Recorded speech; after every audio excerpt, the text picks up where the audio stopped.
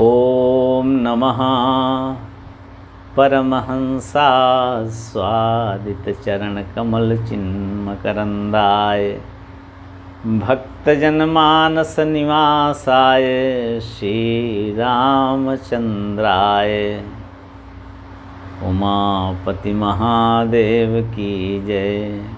पवनसुत हनुमान की जय। कलि पावनावतार गोस्वामी तुलसीदास जी महाराज की जय। वाल्मीकि भगवान की जय। श्री सद्गुरुदेव भगवान की जय। अनंत कोटि संत वैष्णव भगवान की जय।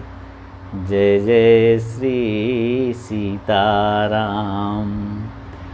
अनंत करुणा वरुणालय भक्तवांछा कल्पतरु श्री सीताराम जी की महती कृपा से और श्री हनुमान जी की पावन उपस्थिति में आज श्री राम कथा की प्रवचन माला में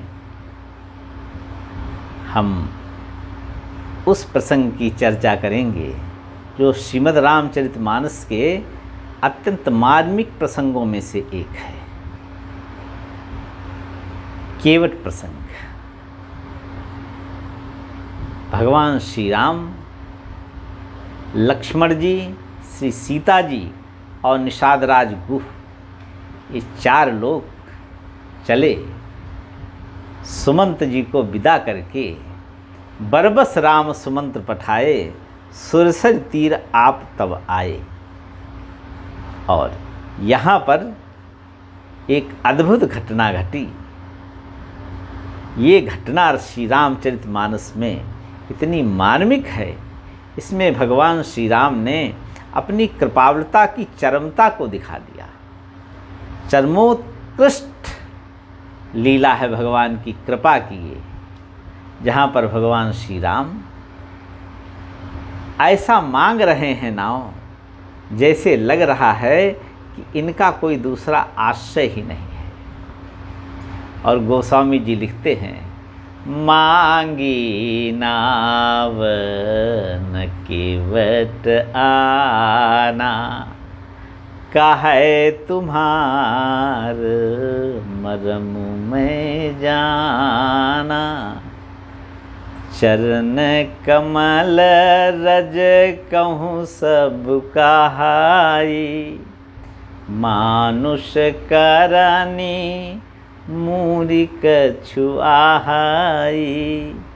छुअत सिला भई नारी सुहाई, पाहन ते न काठ कठिनाई।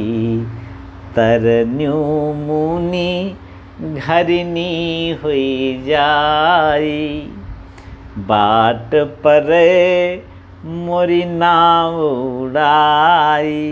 क्यों राघव जी? क्योंकि यही प्रतिपालो सब परिवारु, नहीं जानो कछु और कबारू। इसलिए प्रभु जो प्रभु पार अवसिगा चाहु, मोहि पद पदुम पखारन काहू। भगवान श्री राम ने गंगा जी के तट पर आकर देखा कि नाव तो बहुत हैं, लेकिन एक नाव ऐसी है जिस पर एक मल्लाह बैठा हुआ है और गंगा जी के तट से थोड़ी दूर धारा में बैठा हुआ है। भगवान श्री राम ने देखा कि दूर है, इसलिए बुलाने के लिए नाव लेकर आ जाओ। उन्होंने आज्ञा दी। भगवान ने कहा कि मुझे नाव चाहिए, उस पार जाना है, आ जाओ। लक्ष्मण जी ने कहा, प्रभु आप क्यों मांग रहे हो, मैं मांग लेता हूँ। भगवान ने सोचा अगर लक्ष्मण जी ने मांगा तो यहाँ ऐसी लीला होने वाली है जिसमें हमें कृपा की अपनी कृपालुता का परिचय देना है। वनवास का ये दूसरा दिवस है और वनवास में तो मेरी पूरी कृपा लीला ही चलेगी, इसलिए पहली लीला का परीक्षण हो जाए। और अगर लक्ष्मण जी से कहा मैंने कि आप राम मांगो और इन्होंने मना कर दिया तो फिर भक्त के द्वारा अपराध हो जाएगा। इसलिए भगवान राम ने लक्ष्मण से कहा तुम नहीं, हम ही मांगते हैं। और मांगी नाव, भगवान राम ने आज्ञा नहीं दिया, निवेदन किया कि भैया नाव लेकर आ जाओ। और केवट ने कहा मैं नहीं आऊँगा। भगवान ने कहा भैया क्यों नहीं आओगे? तो उन्होंने कहा कि मैं तुम्हारा मर्म जानता हूँ।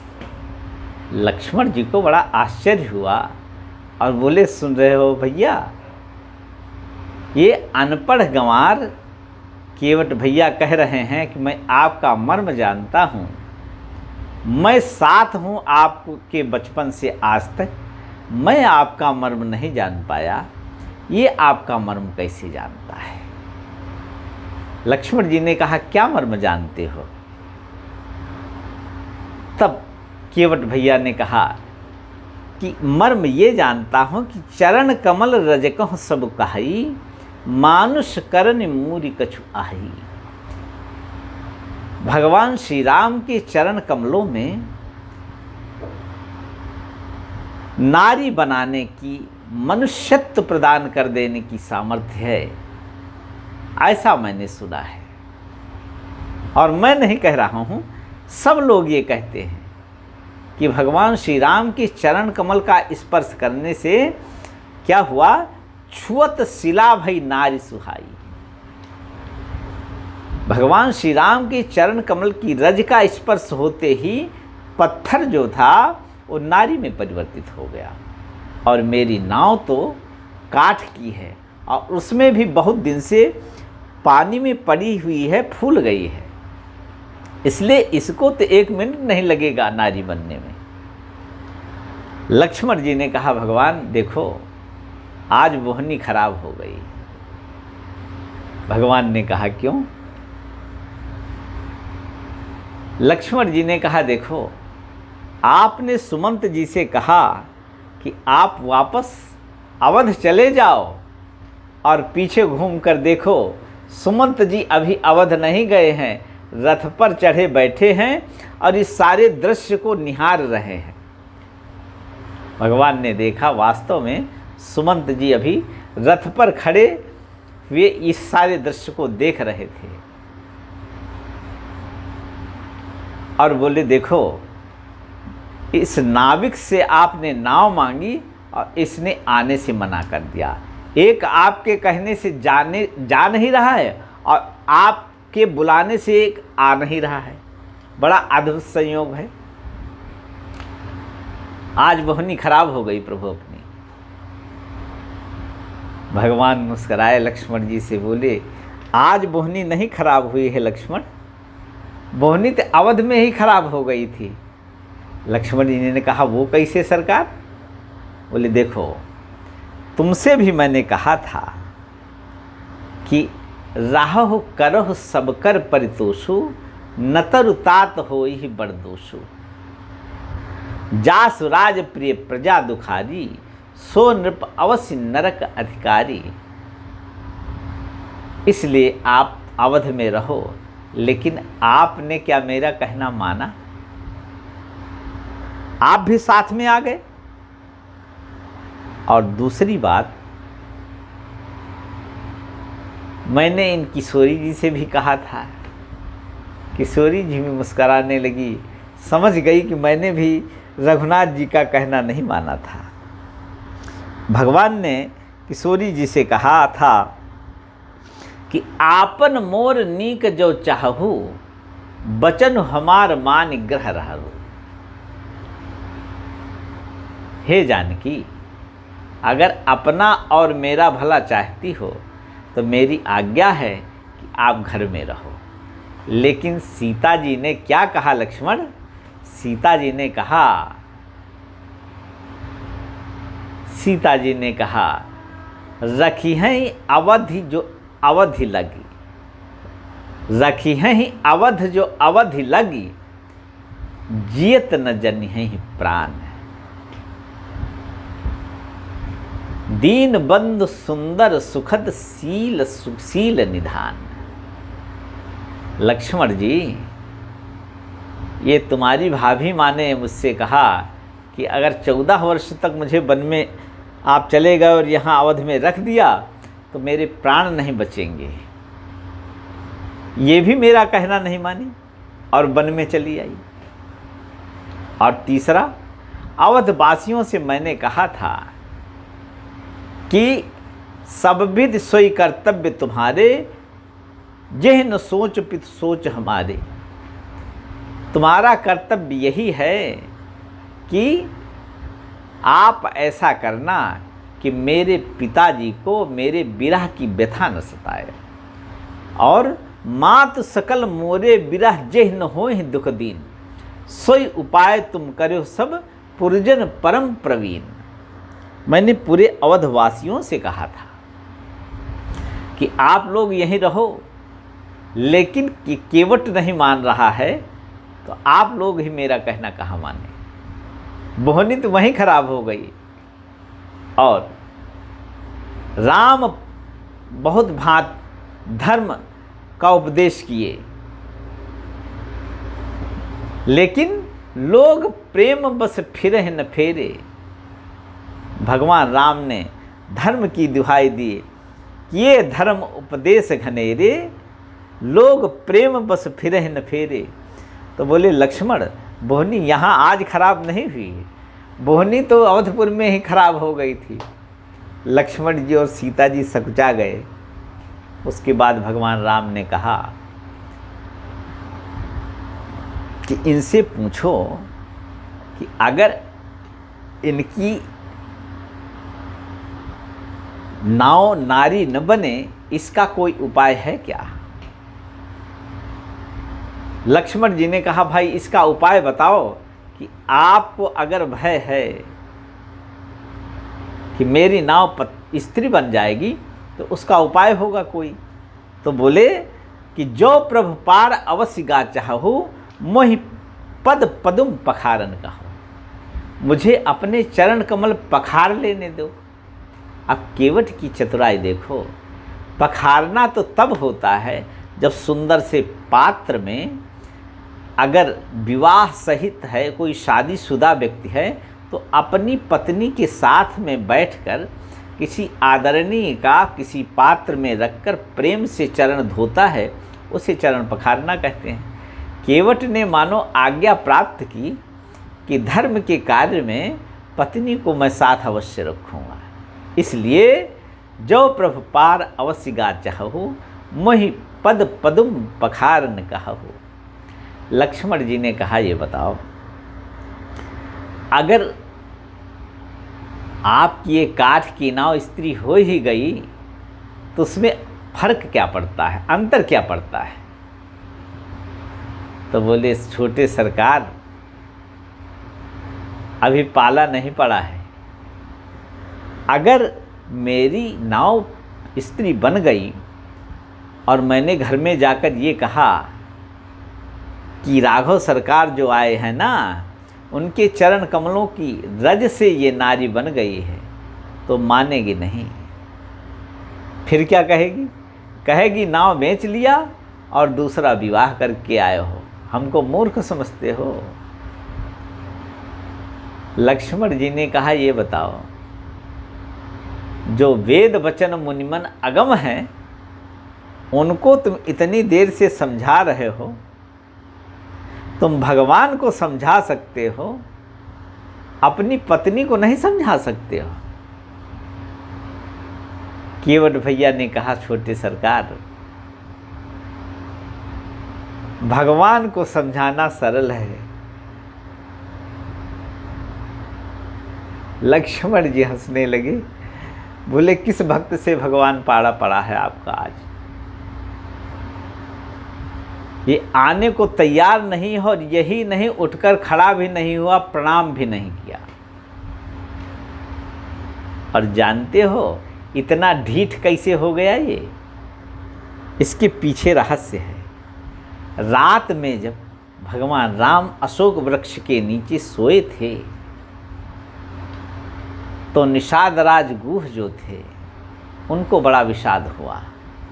तब लक्ष्मण जी ने कहा था, ये जो पृथ्वी पर सोए हुए हैं ये जीव नहीं है, फिर कौन है? राम ब्रह्म परमार्थ रूपा। ये ब्रह्म है, ये भगवान है। और ये जो संवाद रात भर हुआ, लक्ष्मण जी ने उपदेश दिया और निषाद राज गुह ने सुना, तो उस पहरेदारी में गुह बुलाई पाहरू प्रतीति, ठाव ठाव राखे अति प्रीति। निषाद राज गुह ने अपने विश्वास पात्र जितने भी सेवक थे उनको भी पहरे में रात भर लगाया था। और उस पहरेदारी में एक केवट भी था जो नाव में बैठा हुआ ढीठ बना।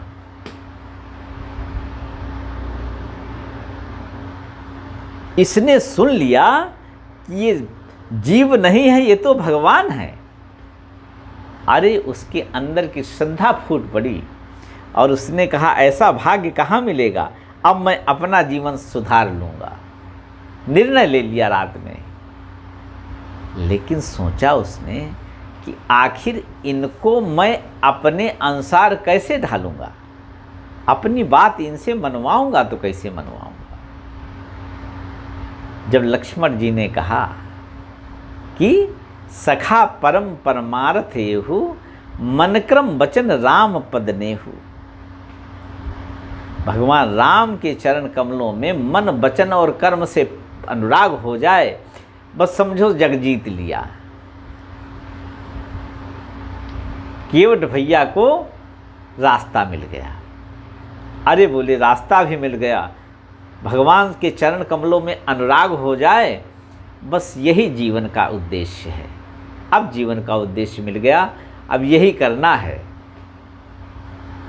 लेकिन भगवान है ये, तो छोटा पद मिल जाने पर तो लोग इतराए नहीं समाते, फूले नहीं समाते, किसी को पास पटकने नहीं देते हम जैसे गरीबों को।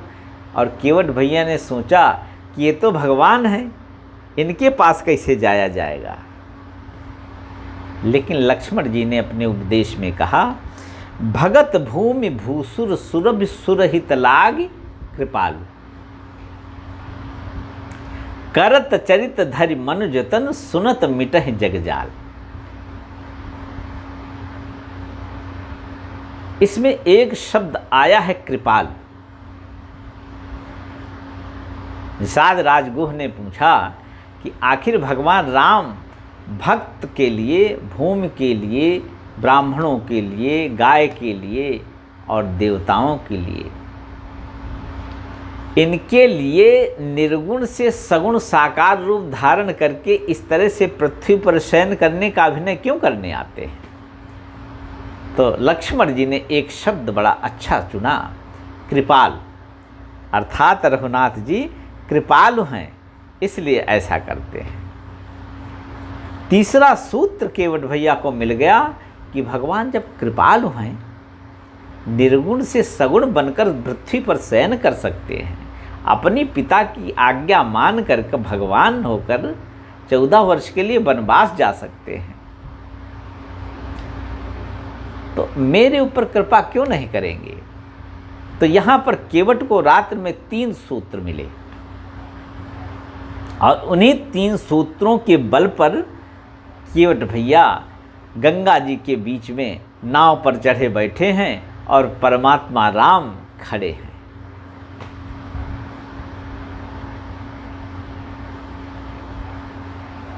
सबसे पहले काम क्या किया था केवट भैया ने? सबसे पहले भोर होते ही वहाँ के राजा निषाद राज गुह के पास में गए और बोले, सरकार की जय जयकार हो। निषाद राज गुह ने कहा कि इतने सुबह सुबह क्यों आए? बोले मुझे आज 2 वरदान चाहिए आपसे, अपनी 2 मांगे लेकर आया हूँ मैं। अरे बोले तुम 2 मांगे लेकर आए हो, मेरे पास ऐसा क्या है जिसे आपको आज दूं 2 मांगे सुबह सुबह? केवट ने कहा आप दे सकते हो। बोले भैया कोई मैं शपथ नहीं कर सकता हूँ, क्योंकि अभी देख रहे हो 2 शपथ 2 मांगे स्वीकार करने के कारण ही चक्रवर्ती दशरथ जी को अपने राम जैसे पुत्र को वनवास देना पड़ा। इसलिए मैं कोई प्रतिज्ञा नहीं हार सकता। हाँ ये बताओ कि तुम्हारी 2 मांगे कौन हैं? अगर उचित होंगी तो मैं हाँ कर दूंगा, क्योंकि आप मेरे प्रिय सेवक हो। केवट भैया ने कहा पहली मांग ये है कि राघव सरकार आज वनगमन की यात्रा में गंगा जी पार करेंगे, तो एक तो मेरा निवेदन ये है कि राघव सरकार मेरी नाव में ही गंगा पार करें। तो बोले उसके लिए आप क्या चाहते हैं? बोले उसके लिए मैं ये चाहता हूँ कि जिस घाट से भगवान राम जाने वाले हैं उस घाट पर आज केवल मेरी ही नाव लगे। तो बोले ठीक है, इसमें कौन सी बड़ी बात है। तो बोले सरकार डुगडुगिया पिटवा दो।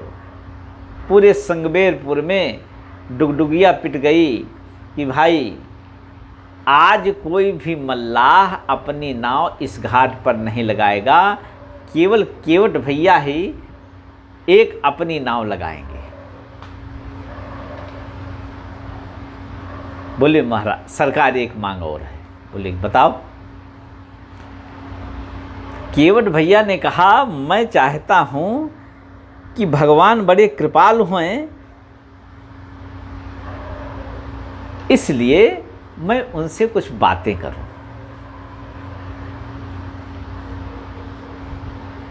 निषाद राज को ये बड़ी अच्छी बात नागवारा गुजरी। अरे बोले तुम क्या बात करोगे? वो जगत नियंता जगदाधार हैं, उनसे तुम क्या बात करोगे? तो बोले प्रभु बस यही तो मैं मांगना चाहता हूँ।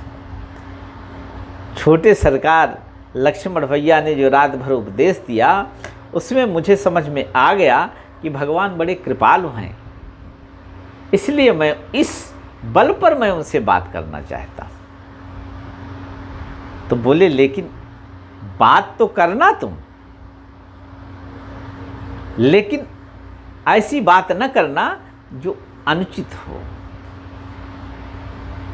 तो बोले ऐसी बात मैं नहीं करूंगा जो अनुचित हो,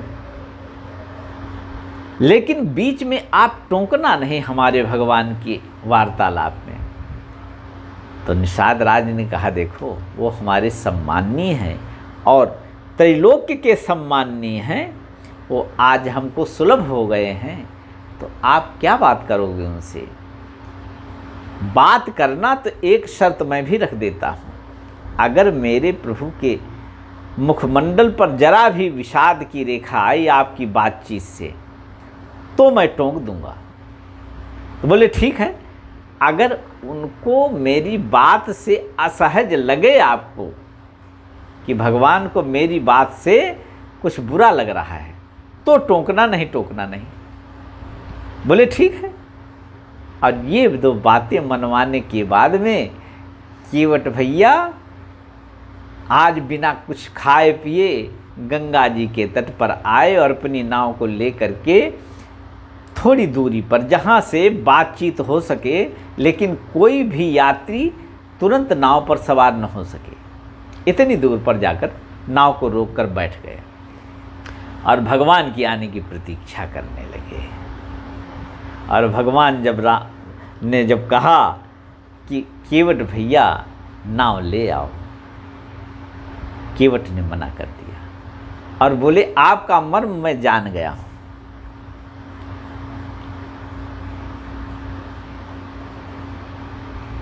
भगवान राम ने कोई उत्तर नहीं दिया, लेकिन लक्ष्मण जी को ये बात बुरी लगी और बोले प्रभु आपके 4 प्रकार के भक्त होते हैं, आपने कहा है चतुर्विधा भजन्ते माम जना सुकृतिनो अर्जुन आर्तो जिज्ञासुरर्थार्थी ज्ञानी च भरतर्षभ। ये कौन प्रकार का भक्त है उन 4 भक्तों में? एक तो संकट निवारण के लिए भजते हैं आपके भक्त, और कुछ पाने के लिए आपके भक्त आपको भजते हैं, कुछ आप क्या हैं ये जानने के लिए आपको भजते हैं, और एक ज्ञानी होते हैं जो आपको और अपने को अभिन्न मानते हैं और आनंद में निमग्न रहते हैं। ये 4 भक्त मैंने देखे हैं, लेकिन ये कैसा भक्त है जो आपकी बातें नहीं मानता है? क्या बड़े भक्त वही होते हैं जो आपकी बात नहीं मानते? भगवान ने कहा ये प्रेमी भक्त है। और गोस्वामी जी बड़ा आश्चर्य कर रहे हैं कवितावली में कि नाम अजामिल से खलकोटि अपार नदी भव बूढ़त काढ़े। अरे जिन भगवान के नाम में इतना सामर्थ्य है कि उनके नाम का आश्रय ले लेने से अपार भवसागर से जीव पार हो जाता है। जेहके सुमिरे गिरमेरु सिलाकन होत अजाखुर बारिद बाढ़े। जिनके स्मरण मात्र से गिरमेरु सिलाकन, सुमेर पर्वत भी इतना सरल हो जाता है जैसे एक रजकण, और होत अजाखुर बारिद बाढ़े, और प्रलयकालीन समुद्र भी जिसकी शरण लेने से बकरी के खुर के सदृश हो जाता है, सुगमता से भक्त पार कर जाता है। जिनके सुमिरे गिरमेर सिराकन होत अजाखुर बारिद बाढ़े, और जिनके पद पंकज से ये सरिता गंगा जी उत्पन्न हुई, जो विभिन्न प्रकार के पापों को हर लेती हैं। तुलसी जहिके पद पंकज ते प्रगति तटनी, जो तरय अघ गाढ़े, सो प्रभु स्वय सरिता तरिबे कहो, मांगत नाव करार हुए ठाढ़े। अब कृपालु की कितनी पराकाष्ठा होगी, इसीलिए लक्ष्मण जी ने कृपालु शब्द का प्रयोग किया था, और उस शब्द को केवट भैया ने ग्रहण कर लिया और जीवन में धारण कर लिया। इसलिए केवट ने कहा पैर पखारने दो मुझे, और उसके बाद में मुझे कोई चिंता नहीं है, चरण में रज नहीं रहेगी, मैं सुगमता से आपको पार कर दूंगा। भगवान जब नहीं बोले कुछ तो केवट भैया समझ गए, बोले मैं समझ गया, मेरी तरह ही भगवान राम के पास भी कुछ भी नहीं है। केवट भैया में मन में सोचने लगे जैसे मैं ठन गोपाल हूँ, वैसे राघव जी आज ठन गोपाल हैं, इनके पास भी कुछ नहीं है। और ये सोच रहे हैं कि शास्त्र में लिखा है कि नाविक को नाव की उतराई न देना पाप है, इसीलिए वो सोच रहे हैं कि नाव में बैठूंगा कैसे। तो बोले उसका एक उपाय है। लक्ष्मण जी ने कहा क्या उपाय है? केवट भैया ने कहा इस घाट से थोड़ी दूर पर मुझे एक स्थान मालूम है जहाँ पर गंगा जी की गहराई बहुत कम है, कमर तक जल है। मैं ऐसा करूँगा कि लाठी लेकर आगे आगे चलूँगा और आप लोग मेरे पीछे पीछे चलना, और वहाँ से सुगमता से गंगा जी पार कर जाना। लक्ष्मण जी ने कहा जब तुमको वो घाट मालूम था तब इतनी देर से रोके क्यों हुए, तो पहले ही बता देते। बोले लक्ष्मण भैया क्या तुम मुझे मूर्ख समझते हो? पहले ही बता दूंगा तो मेरी रोजी चौपट हो जाएगी। लक्ष्मण जी ने कहा वो कैसे? बोले देखो, अभी इसलिए नहीं बता रहा हूँ कि यहाँ पर चारों ओर घेर कर सारे नगरवासी खड़े हैं। ये बताओ, अगर मैं दिन में वो स्थान आपको बता दूंगा तो सबको मालूम पड़ जाएगा और कोई मेरी नाव में बैठेगा ही नहीं। इसलिए होगा क्या, मेरी रोजी रोटी छिन जाएगी, आप तो उतर जाओगे पार। इसलिए मैं रात में आपको बताऊंगा। भगवान ने कहा रात में बताओगे? रात में जल में प्रवाहित होना, जल में घुसना वर्जित है। तो बोले प्रभु फिर रुक जाओ, मुझे लाभ ही लाभ है आपके रुकने से। लक्ष्मण जी ने कहा भगवान के रुकने से, हम लोगों के रुकने से आपका क्या लाभ है? बोले लाभ ये है कि आप भगवान हैं, ये तो मुझे मालूम हो गया है।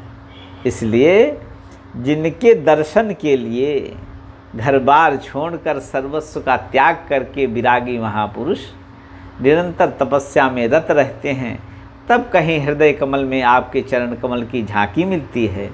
और वो साक्षात अगर यहाँ विराजमान रहेंगे तो लाभ ही लाभ है। इसलिए प्रभु आप न जाओ, उसी में अच्छा है। भगवान ने कहा नहीं, जाना तो है। तो बोले जो प्रभु पार अवश्य गा चाहू, मोहि पद पदुम पखारन कहो। मुझे चरण पखारने के लिए कहो। लक्ष्मण जी ने कहा अगर तुमको ये भय है कि भगवान जिस रज में, जिस पत्थर में पैर रखते हैं नारी बन जाता है, तो हजारों पत्थरों में भगवान ने आज तक पैर रखे, कितने पत्थर नारी बने?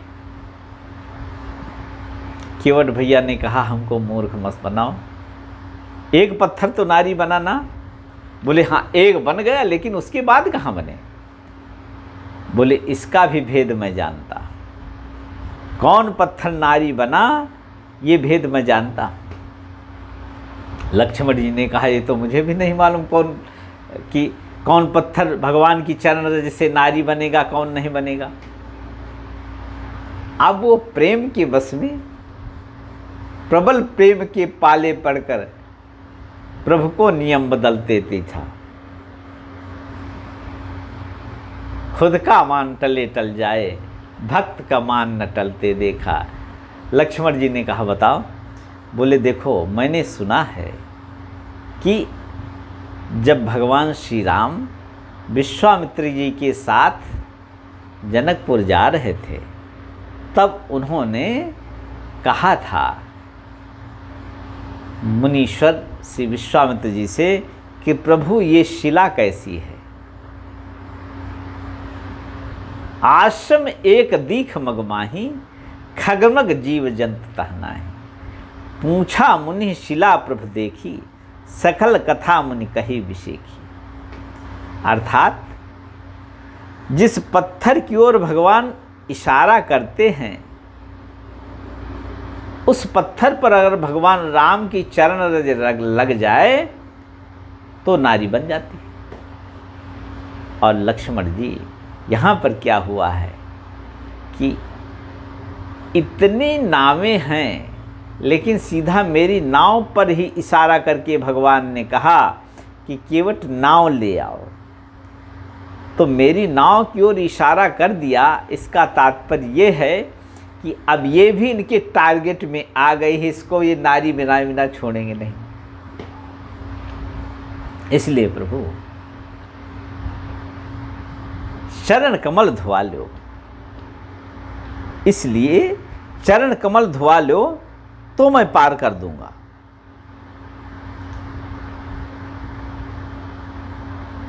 अब भगवान राम मुस्कराते रहे, क्योंकि भगवान राम तो आनंद में हैं। भक्तों की तोतली बातें कृपाल सरकार राम को बहुत बड़ी अच्छी लगती हैं, इसलिए भगवान राम आनंद में हैं। कुछ बोल नहीं रहे। और निषाद राज जो वहाँ के राजा हैं, उनको लक्ष्मण जी को ये बात बहुत चुभ रही है। लक्ष्मण जी बोले, भैया पहली बार आपने मैनेजमेंट संभाला है और ये मैनेजमेंट आपका फेल हो गया। बोले, लक्ष्मण तुम नहीं समझते हो, इसी तरह के मैनेजमेंट में मुझे आनंद आता है। तो बोले, भैया अगर मुझे मना किए होता तो मैं इसको बता देता मना करना क्या होता है। लक्ष्मण जी से भगवान राम ने कहा, इसीलिए तो मैंने तुमसे कहा नहीं कि तुम बुलाओ इसको। नहीं, ये बताओ, अगर कोई गुरु हो और शिष्य हो और वो दोनों यात्रा के लिए चलें, तो यात्रा का प्रबंध तो शिष्य करेगा, गुरु तो करेगा ही नहीं। लेकिन यहाँ पर जो गुरुतर है वो यात्रा का प्रबंध कर रहा है, और वहाँ के राजा के होते हुए भी भगवान राम ने कहा कोई नाव नहीं मांगेगा, मैं नाविक को बुलाऊंगा, क्योंकि जानत प्रीति रीति रघुराई, नाते सब हाथे करी राखत, राम स्नेह सगाई। भगवान राम जब मौन रहे तो केवट भैया समझ गए कि भगवान राम तो बलकल वस्त्र धारण करके अवधपुर से ही निकले हैं, कैकेयी अम्मा ने पहना दिया है। और रहे थी जो केश थे घुंघराली अलकावलियाँ, उनको यहाँ जटाओं में परिवर्तित करके जटा मुकुट शीश पर धारण कर लिया। और इनके वस्त्रों में कोई जेब तो है नहीं, कुछ लाए भी नहीं है, मेरी तरह ये ठन गोपाल है। इसलिए ये संकोच कर रहे हैं कि इनको उतराई में क्या दूंगा मैं। तो बोले, प्रभु अगर उतराई देने के लिए आपके लिए कुछ नहीं है आपके पास, तो उसकी भी समस्या का समाधान मेरे पास है। लक्ष्मण जी ने कहा, क्या समाधान है तुम्हारे पास? तो केवट भैया ने कहा, पद कमल धोई चढ़ाई, नाव न नाथ उतराई जा। ये मत समझना कि मुझे आपसे कुछ लालच है। पद कमल धोई चढ़ाई, नाव न नाथ उतराई जा। और आपको विश्वास न हो तो आपकी कसम खाकर कहता हूं, मोहिराम रावरी आन, आपकी शपथ के साथ ही दशरथ की शपथ खाकर कहता हूं कि मैं गंगा जी के बीच में खड़ा होकर सत्य कह रहा हूं कि आपसे उतराई नहीं लूंगा। लक्ष्मण जी ने कहा, बस बहुत हो गया। अरे, शपथ लेने के लिए गंगा जी के बीच में बैठकर मेरे राघव सरकार ही मिले थे, और उसके बाद में चक्रवर्ती जी का नाम लेकर इतनी अवज्ञा। और लक्ष्मण जी का हाथ तरकस की ओर गया। भगवान ने कहा, शांत रहो, शांत रहो लक्ष्मण। अरे बोले, नहीं, शांत नहीं रहना है, देखते हैं क्या करेंगे, मार दोगे ना। और इससे अच्छी मृत्यु कहाँ हो पाएगी? किसी की हुई आज तक इतनी अच्छी मृत्यु कि लक्ष्मण जी जैसा परम भागवत। रात में मैंने आपके स्तर का पता लगा लिया, आपका जो भाव भगवान के प्रति है ये परम वैष्णव का ही हो सकता है। इसलिए आपके हाथों से बाण चले और साक्षात भगवती सीता देख रही हों और मैं प्रभु श्री राम को देख रहा हूँ। और कहते हैं, एक बूंद गंगा जल अगर किसी मृतपाय प्राणी के जीभ में चला जाए, मुंह में चला जाए, तो उसकी सदगति हो जाती है। मैं तो बीच गंगा में हूँ, तब इससे बड़ी मृत्यु सुखद किसकी होगी? इसलिए मैं तो चाहता हूँ आप बाण मार दो। भगवान ने कहा, इससे तुम नहीं जीत पाओगे लक्ष्मण, बाण चुपचाप तरकस में रख लो। महि राम रावरी आन दशरथ सपत सब सांची कहूँ। बर तीर मारो लखन पै जबलग न पाए पखारी। तबलग ने तुलसीदास नाथ कृपाल पार उतारी। बोले केवट भैया कि अभी तक तो मैंने सोचा था कि चलो ठीक है पखारूंगा नहीं धो लूँगा, इसलिए केवट भैया ने पहले कहा पद कमल धोई। चलो ठीक, अपने परिवार सहित देर लगेगी आपके चरण पखारने में, इसलिए मैं यहीं पर धो लूँगा, किसी को नहीं बुलाऊँगा। लेकिन बाद में कहने लगे अब तो मैं पाए पखारूंगा ही। बर तीर मारो लखन पे जबलग न पाए पखारी हूँ। अब तो मेरी जिद है कि मैं पैर पखारूंगा भगवान की। अब पखारने का मतलब है मेरी पत्नी घर में बैठी हैं, उनके साथ पखारूंगा पैर। तबलग ने तुलसीदास नाथ कृपाल पार उतारी हूँ। जबलग हे कृपालु, आप पैर नहीं पखरवा लोगे तब तक मैं पार नहीं जाने दूँ। और आज कोई नाविक भी आपको मिलने वाला नहीं है। मैंने एक उपाय बताया था, एक विकल्प दिया था, कवितावली में गोस्वामी तुलसीदास जी ने लिखा है। यही घाट ते धूरी को दूरिया है, कटिलों जल थाह दिखाई हो जो।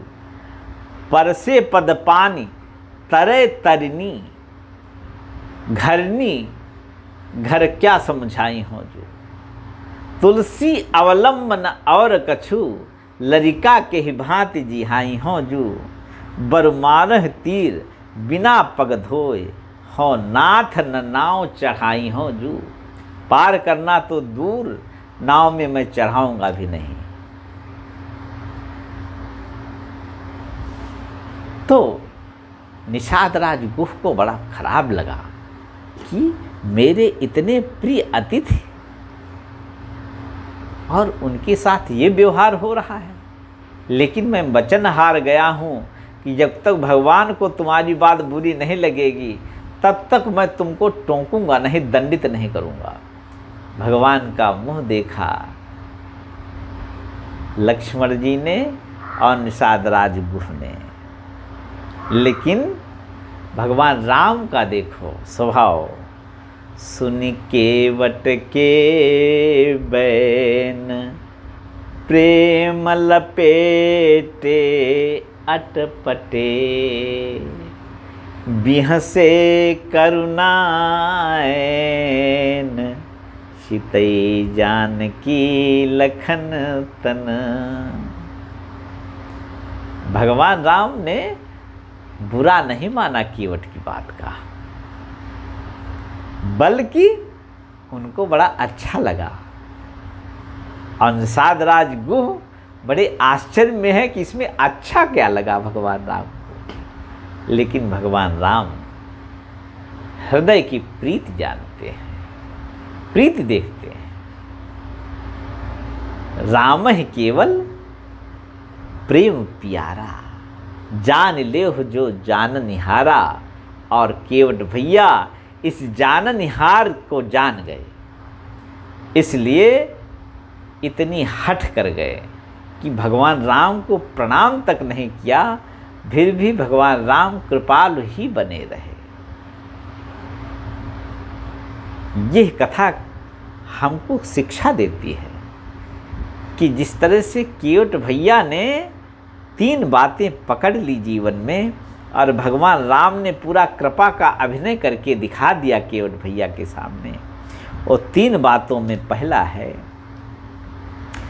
कि भगवान राम जीव नहीं है, परमात्मा है। दूसरी बात, भगवान के चरणों में अनुराग होना ही जीवन का लक्ष्य होना चाहिए। और तीसरी बात, भगवान कृपा करते हैं क्योंकि परम कृपालु हैं। ये 3 बातें अगर केवट भैया की तरह हमको भी सीताराम जी की कृपा से, श्री सद्गुरुदेव की कृपा से और आचार्यों और वैष्णवों संतों की कृपा से मन में उतर जाए तो हम लोगों का भी काम बन जाए। आज की प्रवचन माला में इस केवट प्रसंग को यहीं पर विराम देते हैं।